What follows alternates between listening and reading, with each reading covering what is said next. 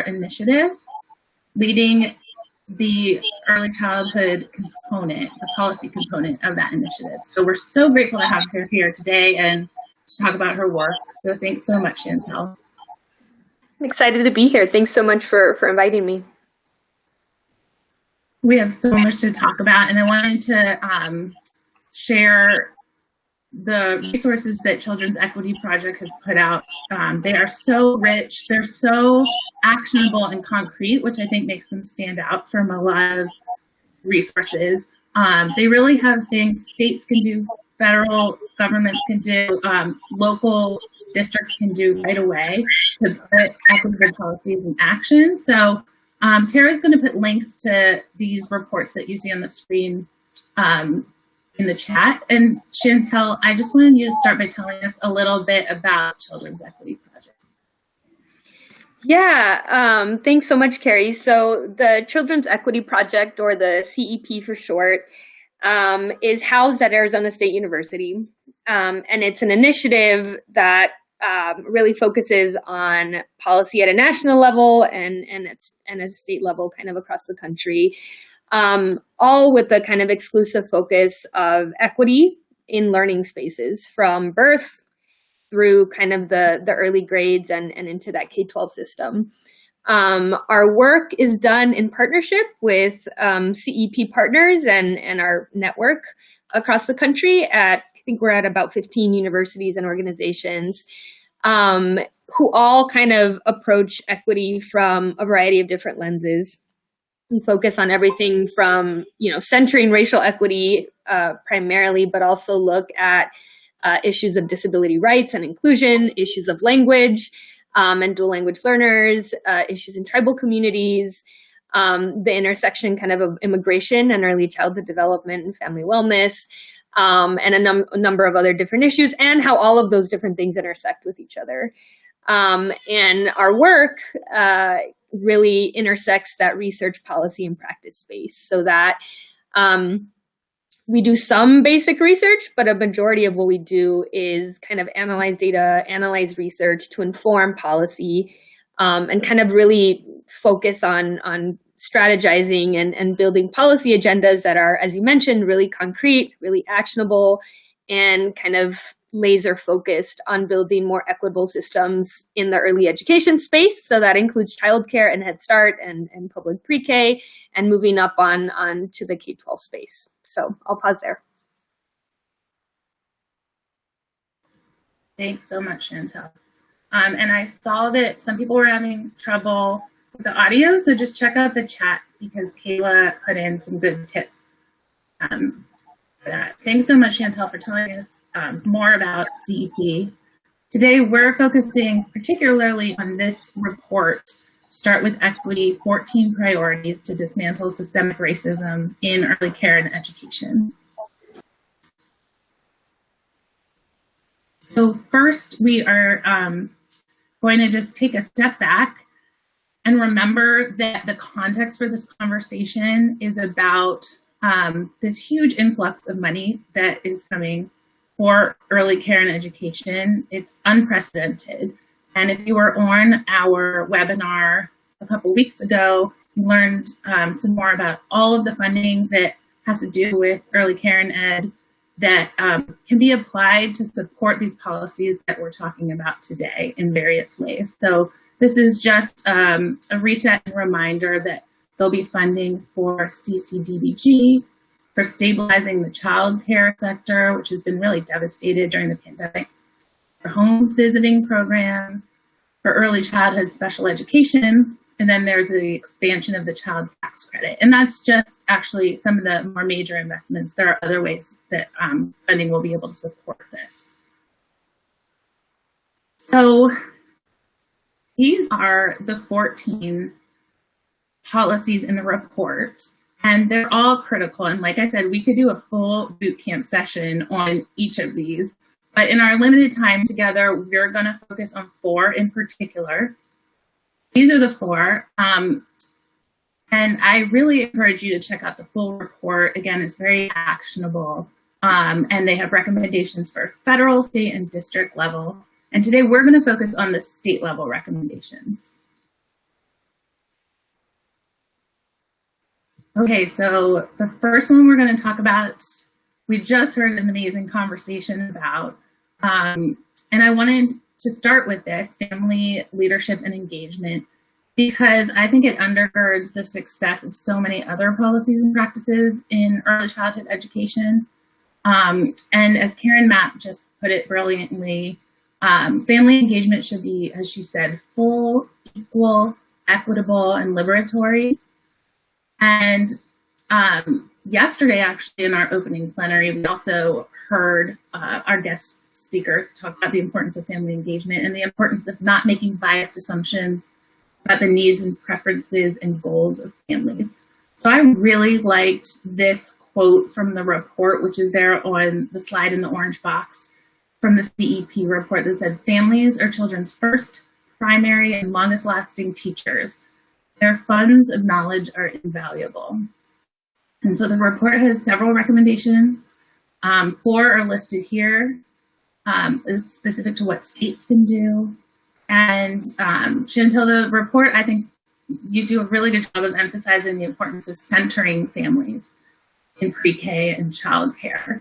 The other recommendations are around state needs assessments, including data about family engagement, implementing a hub model to access family engagement coordinators and specialists, and then also including family engagement indicators and state standards and in quality rating systems across every level.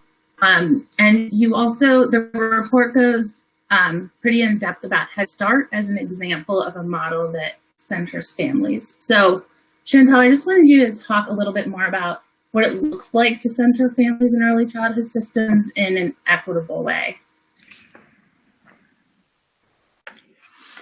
Yeah, I think you hit it right on the head, right? Like we need to, and as we talk about in the report, really center families for a variety of reasons, and what that looks like. You know, we outline 4 recommendations here, and there's more in the report for how to do that. But when we step back and we think about families' roles, right? They are the most kind of, they have the greatest knowledge base of their own child and their own child's development. And there's nobody who wants, to get a better outcome for their kid than the parent and the family where that kid is nested. And so, I think we think about ensuring families are at the table for all of it, right? For policy making, for making decisions at a programmatic level and providing input. So all of the different layers from working on and with, individual children through families, but then up into the system, right? Like being able to have a voice when programmatic decisions are being made, and then up onto the local and the state levels to also have a voice there. And I think when we think about equity, right, it's not just nice to have families just because we want to have families, right? They're also an important accountability marker, right? So like governments and programs and districts and states are accountable to families for the service that they're providing. And if we kind of, create those mechanisms to make sure that they are holding folks accountable for the services kids get, it's just another mechanism to get at more equitable systems. And so when we think of models that show this, you mentioned Head Start. It's kind of the oldest and most kind of longest lasting example of centering families in programmatic functioning kind of across all the levels. And so in Head Start, right, they have built-in infrastructure in every program that includes and centers families. So there are parent committees, there are parent councils, and both of those bodies inform programmatic operations. They have decision-making power. And then they have, there's the Head Start Family Engagement Framework, which I encourage folks to check out. Also goes into great depth about partnering and working with families. And so, from the Head Start model from the beginning, right, it's been a very integral and central part of what the program is. It's kind of always been a family program, not just kind of an exclusive early education program where families are centered as leaders, Head Start programs are encouraged to hire families as teachers, as experts, and kind of provide the support to go down that route as well. So it goes far beyond kind of this really shallow level of like having like a parent night or having, a one-off family engagement thing, to really meaningfully integrating them within the system in decision-making roles. And also kind of thinking about, if we want to get to child outcomes, we have to support families and families' needs. And that is the other part of the family part of Head Start, right? It's really the comprehensive nature of it, where they work with families on securing housing, if there's housing instability, on accessing a food pantry if there's food insecurity, on getting job training if employment is an issue. And so really comprehensively looking at how we center families, put them in decision-making roles, ensure that their voices are at the table because they are the greatest experts, and providing a mechanism for accountability, right? So that they can hold systems accountable to providing and delivering equitable services. Thank you. I could spend all day talking about that, but we must move on to another really important policy area about harsh discipline. So harsh discipline, that includes expulsion, suspension, corporal punishment, seclusion, and inappropriate restraint. And as the report points out, there's no evidence at all that these forms of discipline are effective. And in fact, there's a lot of research showing how harmful these practices are. And I don't think it's always common knowledge among policymakers or the public that these harsh discipline practices happen not only in K-12, but also, as Danae mentioned yesterday in the plenary, it happens in preschool. And actually, it even happens in programs serving babies, serving infants and toddlers. I wanted to point out this quote from your report, this fact there on the slide, that expulsion rates in public pre-K settings are about 3 times higher than in K-12 settings. And some estimates suggest that the rate in childcare settings is as much as 13 times higher for expulsion than K-12 settings. And then here is a really good graphic from another Children's Equity Project report showing how disproportionate harsh discipline is for Black children, which you can see on the left in the pie charts, and for students with disabilities, which you can see on the right in the bar graphs. And Tara will drop in the link to the brief that Children's Equity Project put out specifically on harsh discipline. Shantel, can you tell us, before we move to the recommendations, can you tell us more about the effects harsh discipline has on young kids and why these practices and disparities persist despite what research tells us about the harm that they cause? Yeah, I mean, there's a whole bunch of literature talking about the many negative effects and the complete absence of positive effects of this type of discipline. We know that one of the key findings is that like early suspension or expulsion predicts later suspension or expulsion. So it's not just a one-time thing, but it often turns into a trajectory or a cycle where this continues to happen. We know that if you can imagine like why this produces negative educational outcomes, imagine that you're a student, you're a kindergartner, you're in pre-K and you're suspended, and say it's for 10 days or say it's for 5 days. You miss a whole week of content, of learning, of engaging with peers. In the later grades, that might mean you miss really important subject matter. So when you come back, you're behind, you struggle a little bit more to catch up. It's frustrating. Say it happens again, now you're twice as behind as you were before. You can envision how that affects your motivation, what you associate with school, if learning and going to school is fun and a happy place, or if it's a frustrating place where you're not getting the support you need, you're kind of labeled and you keep getting pushed out. So we see that early suspension expulsion associated with grade retention, which we can envision it's associated with dropping out of high school. And it's associated later on with other outcomes in adulthood. And we can kind of see how this cycle begins to happen. I think when it's important to really center the racial disparities and the disability disparities we see in this space, because when we think of suspension and expulsion, the first cause that we think of is a child's behavior.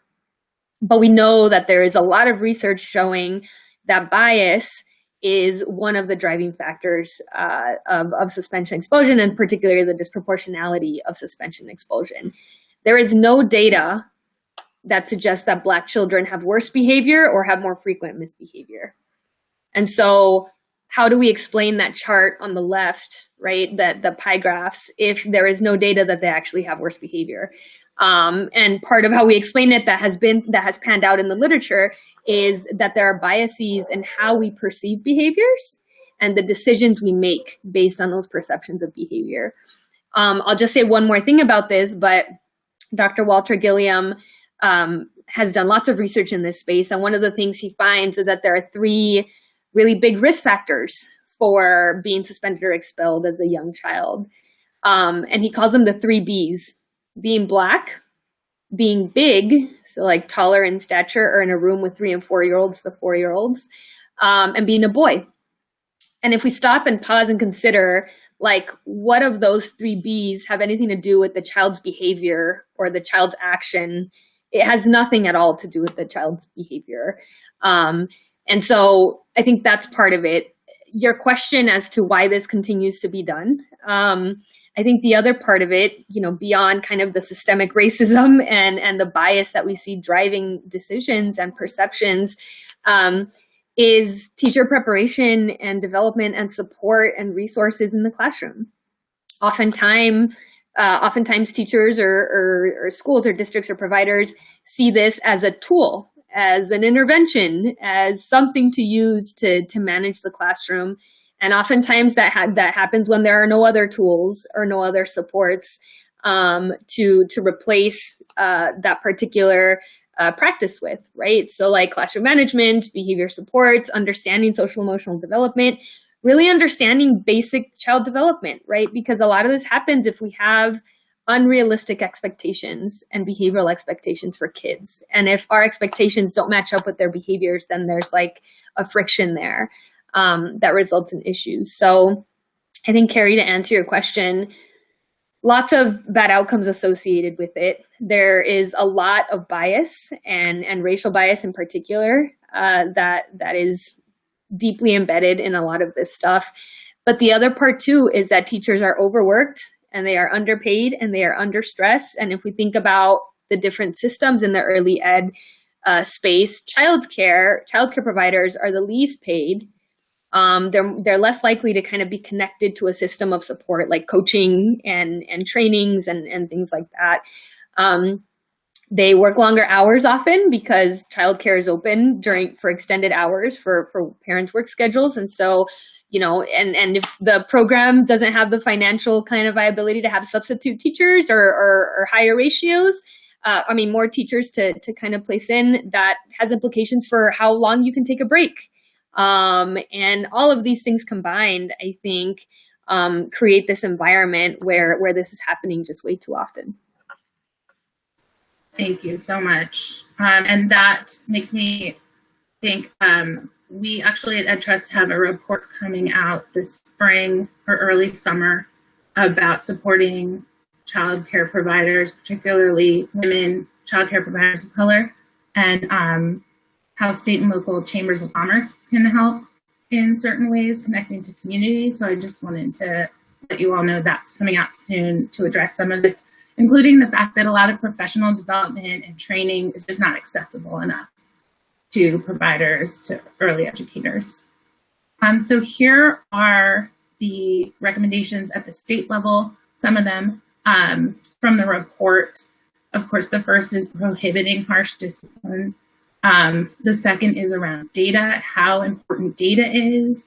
This is something that we've also seen and addressed at the federal level in the civil rights data collection, and making sure that data is disaggregated to look for signs of equity or inequity, particularly among race and ethnicity student populations.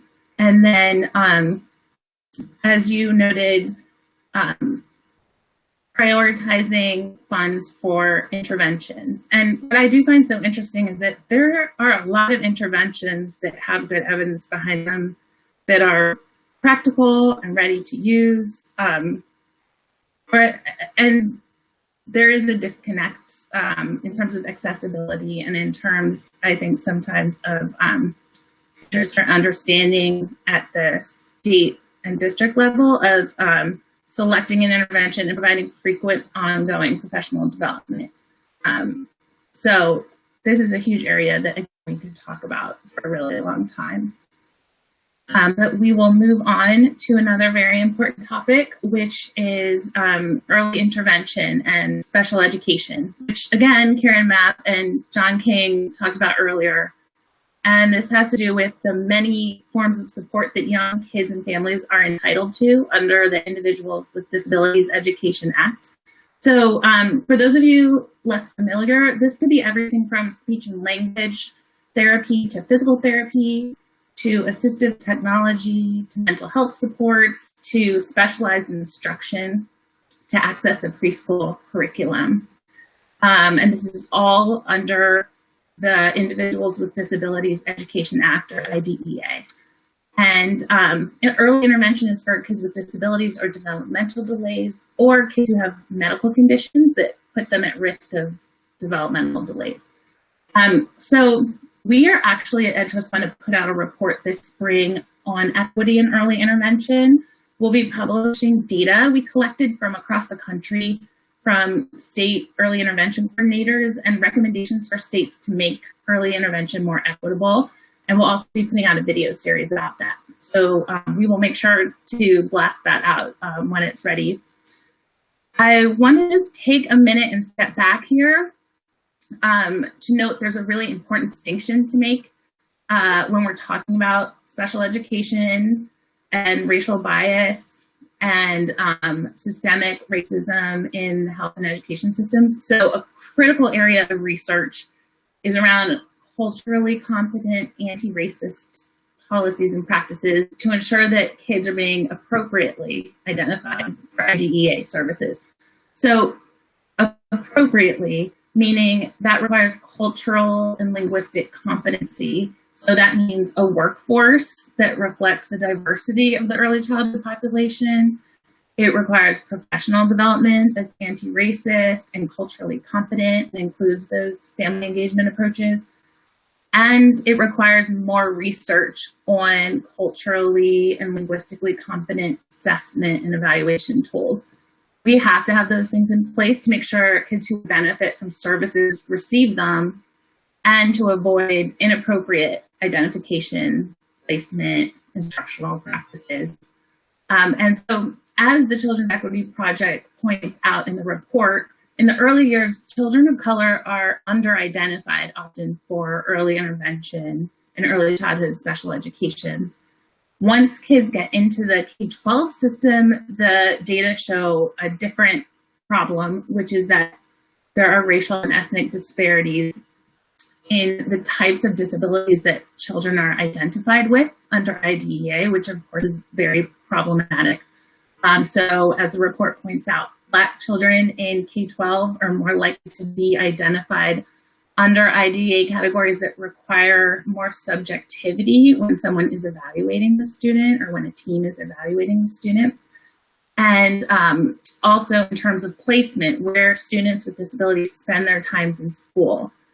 And Black, Latino, and Asian American children with disabilities spend less time in general education settings than their peers with disabilities. And again, when it comes to discipline, children of color with disabilities are disciplined at higher rates than their white peers.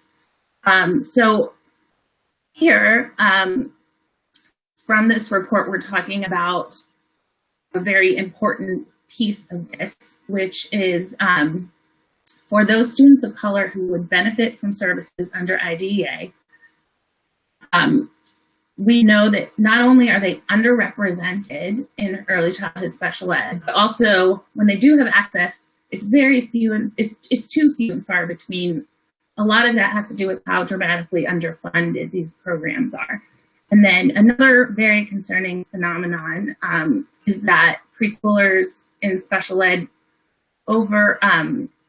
they receive over half of their special ed services in settings segregated from their peers without disability. So rather than being in an inclusive classroom with children with and without disabilities learning together, they are in segregated settings. So you can see in this map from the CEP that the states with the lowest rates of inclusion are in orange and the highest rates of inclusion are in yellow. So, Shantel, I'd like you to talk a little bit about why it's important for early childhood education programs to use inclusion models where kids with and without disabilities learn together. Yeah, thanks, Carrie. I mean, lots of reasons, but the first one is that it's their right, and they should have access to the same types of inclusive settings that their peers have access to. The Individual Disabilities Education Act, IDEA, certainly places priority and preference on inclusive settings and where kids would get their services or where kids would go to school if they did not have a disability. So there is a pretty strong kind of legal framework for supporting inclusive placements and receiving services in inclusive settings on the one hand. There is also robust research that's been conducted over a long period of time that finds that high quality inclusion, so receiving your services within inclusive settings with the appropriate accommodations, the appropriate scaffolding, with high expectations, being included across all of the activities, including social learning opportunities, produces the best outcomes for kids with disabilities and has benefits across a number of different domains. But it's also good for kids without disabilities. And so we see benefits for both. So I think that's kind of the short answer, right? Like it is their right, and it is a civil right for them to be included and included members of the community. There is a strong legal foundation supporting inclusive placements, and there is a robust research base suggesting that inclusive placements, high quality and supportive inclusive placements and services result in the best outcomes for kids. Thank you, and I'm so glad you mentioned it has positive effects for all students in the classroom. I think that's really important to note. So here are 7 of the many really good recommendations from the report. I won't read through them all in the interest of time, but you can see them there and read more in the report. And Tara will put in the chat a link to the brief from CEP that specifically addresses this topic. And I wanted to hone in on number 6 here. If you would, I'm just interested to know more about what this looks like, identifying segregated preschool special ed programs and investing in meaningful structural reforms to expand high quality inclusion. Yeah, so preschool special ed was around a long time before we had a big expansion of public pre-K in general. So in a lot of places, these kind of preschool special ed standalone systems were built to provide preschool services to kids with disabilities through 619. Over time, we saw a really big expansion in public pre-K. And childcare has always been there as preschool and learning settings as well in communities. But what we haven't seen is the full kind of integration of those systems, right? Like the preschool special ed system in a lot of places just kind of remained as opposed to becoming integrated when public pre-K slots and programs started to expand. And so now we see that there's actually not a correlation between whether you have a big, robust pre-K system and how inclusive your state is for kids with disabilities, because we've kind of seen these as 2 different systems. And so what we're talking about here is, and this is district by district, there's like lots of variability within state lines, but our analysis didn't go that far deep. But it's identifying like where are those systems where if a preschooler or an infant toddler who moves to preschool has a disability and has an IEP, they automatically go to the only placement, the only option is the segregated self-contained room, because that is the entirety of your preschool special ed system, or the majority or a big chunk of it. So it's identifying within the state, like what districts or what areas or what communities are kind of maintaining as the only option, or as, the primary option, these segregated self-contained. So where is that happening? And kind of deploying supports to get down and do some structural changes in those systems to bring them together and integrate them, whether it's with public pre-K, if that is available in the community, or with high quality childcare, or with Head Start. Like, there are other options for inclusive placements in communities. And that consists of a number of different things, right? So like it consists with like sitting down and identifying like all the different inclusive general early childhood slots in the community. And partnering with those, right? Because oftentimes the 619 program is run from, State Department of Ed and the LEAs, and kind of services stay within there, as opposed to kind of branching out to Head Start, to childcare, to other settings. So it's identifying where those slots are, so where all the potential is, and partnering with those places. It might mean restructuring budgets to change things around. It might mean restructuring your staffing structure. So instead of having a lot of special educators or preschool special educators leading self-contained classrooms, maybe we do co-teaching models where they come in as a consultative or support role, or they come in alongside a gen ed teacher to provide specific supports to the child with disabilities. So there's like a number of different models where we use the very valuable and important expertise that special educators bring and bring them into the inclusive setting to support the child with disabilities. It's looking at co-trainings, right, between special educators, early interventionists, and general early childhood teachers. So it's really looking at, and then it's looking at physical space. So the actual classrooms, right, and reorganizing your system so that, we aren't using these just for kids with disabilities, but we are opening up more space to make it inclusive, and putting kids and placing kids and ensuring that they get their services alongside their peers. So, we detail it a lot more in the report, but it's really kind of sitting down at a local level and looking at where the opportunities are, building those partnerships, shifting your budgets, shifting your staffing structure, looking at your physical infrastructure, and how you integrate kind of these systems through your funding models too.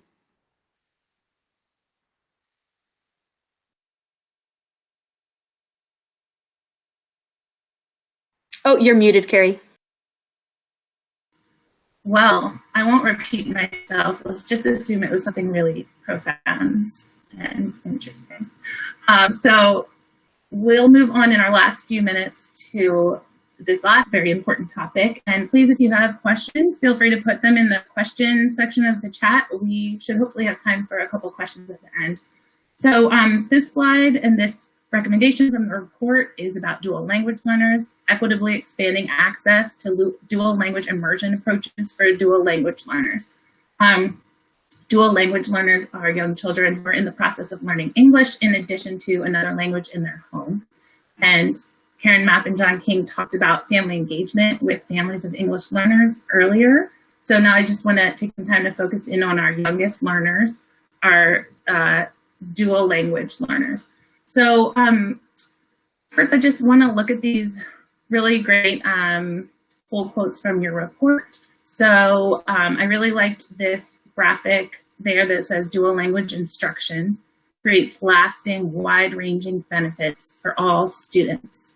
And I think these are really important facts to remember, that dual language learners enrolled in these instructional models are more likely to become proficient in English more quickly, to outperform peers in both math and reading, to reach national academic performance norms, and to become biliterate. I also wanted to just emphasize these two aspects of your report. You note about 1/3 of children in the US are dual language learners, 1/3. And for dual language learners, bilingual education is not an optional opportunity for enrichment. It can make or break their access to a quality education altogether. Shantel, I would like for you to tell us more about what appropriate, equitable dual language programming looks like. And I'll note we just have a couple of minutes. I will be really fast and direct folks to the report just to read a little bit more. I think at the highest level, right, dual language immersion programs are providing instruction in the home language and in English across using kind of high quality curriculum and materials, teachers who are bilingual and are comfortable and have a high level of proficiency across those languages, or some places use like a team of teachers who have different languages. I think when the equitable part of it is the really important part of it too. So what happens inside the classroom is really important, and kind of having, I think, the ideal approach that is listed in some of the literature with these findings is where you have half of the kids, or roughly half of the kids, who are native English speakers, half of the kids who are native speakers of whatever the other language is, the partner language is.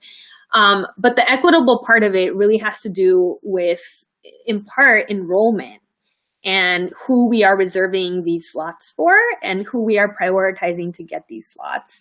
Because if we don't take an equitable approach to enrollment, what always happens in American society happens here again, right? Like the kids with the highest resources and the most privileged, white, native English speakers, higher resource children, tend to, want those slots too, because bilingualism and biliteracy is kind of a prestigious, important, beneficial thing for a world economy. And I think that is kind of recognized.